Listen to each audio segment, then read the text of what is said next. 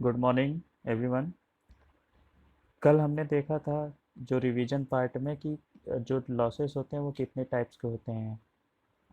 तो कल हमने देखा टेक्निकल लॉसेस, और इसके बाद आगे हम देखेंगे कि जो टेक्निकल लॉसेस के जो रीजन होते हैं वो किस वजह से टेक्निकल लॉसेस होते हैं। तो टेक्निकल लॉसेस के जो रीजन हैं वो ऐसे हैं कि सबसे पहला जो रीजन होता है कि हमारे जो सब स्टेशन पे जो उपकरण होते हैं, या फिर जैसे उपकरण हो गए, ट्रांसफार्मर हो गए, उन सबको जो है कि ओवरलोडिंग करने से जो है टेक्निकल लॉसेस हो सकते हैं। हम कहें तो लोड हमने उसको ज़्यादा कर दिया, जितना लोड होना चाहिए उसके स्पेसिफिक रेट से उससे ज़्यादा हमने लोडिंग कर दिया।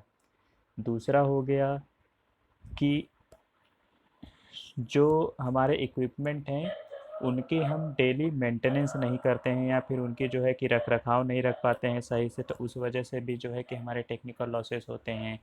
या फिर फीडर या डिस्ट्रीब्यूशन लाइन में या फिर एलटी लाइन में उसकी जो लंबाई है उसको कम करें, या फिर जो है कि अच्छे प्रकार का जो इक्विपमेंट है, ट्रांसफार्मर हो गए, उनका हम अच्छे से यूज ना करें, या फिर वो अच्छे तरीके से काम ना करते हों। तो ये सब सारी वजह होती हैं हमारे टेक्निकल लॉसेस की।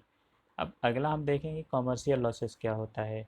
तो कॉमर्शियल लॉसेस का मतलब ये चीज़ होता है कि जैसे अब मान लीजिए कि अब किसी कंज्यूमर के यहाँ कोई पावर अगर हुआ, तो उसके यहाँ जो बिल हुआ, या फिर और भी कई प्रकार के जैसे लॉसेस हो गए, मस इक्विपमेंट खरीदारी की, या और भी जो ऐसा लॉस जो कॉमर्शियल डिपेंडेंट हो, ठीक है, वो हमारा क्या कहलाएगा, कॉमर्शियल लॉसेस होंगे।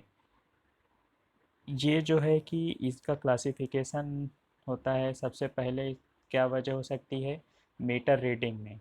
मीटर रीडिंग में क्या होता है, मीटर रीडिंग से जो हमारे लॉसेस होंगे, पता चला किसी के मीटर में 10 यूनिट की है और उसको हमने 8 यूनिट या 9 यूनिट ही लिखा, या फिर जो है कि कुछ ज़्यादा लिख हो गया, तो वो सब मीटर रीडिंग भी कि किस प्रकार के लॉस में आएगा, कॉमर्शियल लॉस में आएगा।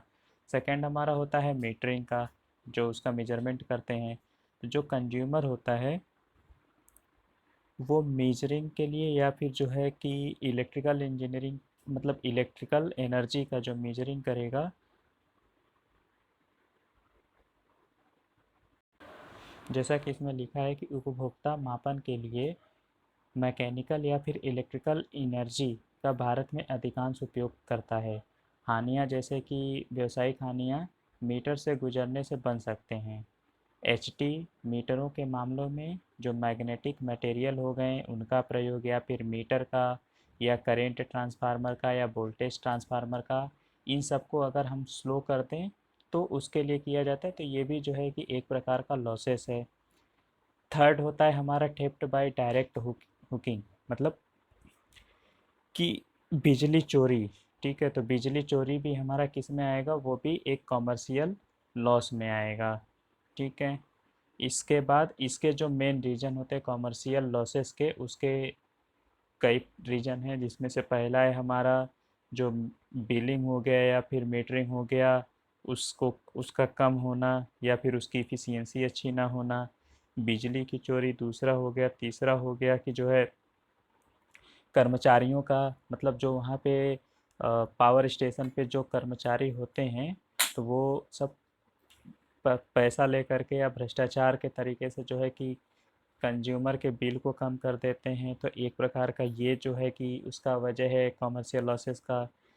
फिर होता है मीटरों का सही तरीके से रीडिंग ना लेना, या फिर जो सॉफ्टवेयर होता है उनमें एरर, किसी प्रकार का कोई एरर आ जाता है तो भी लॉस होता है। या फिर किसी कंज्यूमर से पावर स्टेशन में किसी प्रकार का कोई विवाद होना। तो ये सब जो लॉसेस होते हैं ये हमारे किस में होते हैं, कॉमर्शियल लॉसेस में। ठीक है, अब नेक्स्ट हमारा जो टॉपिक है वो इनपुट एनर्जी कैलकुलेशन है। तो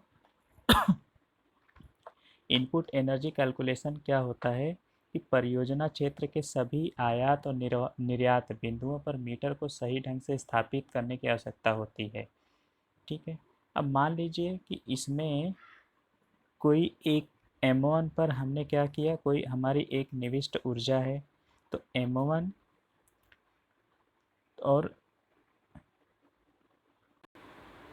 तो सपोज़ किया कि कोई पॉइंट M1 है, उस पर जो निविष्ट ऊर्जा है वो E1 है, और M2 पर जो हमारी निविष्ट ऊर्जा है वो E2 है, और M3 पर जो डिस्ट्रीब्यूटेड एनर्जी है या जो भेजी गई एनर्जी है वो E3 है।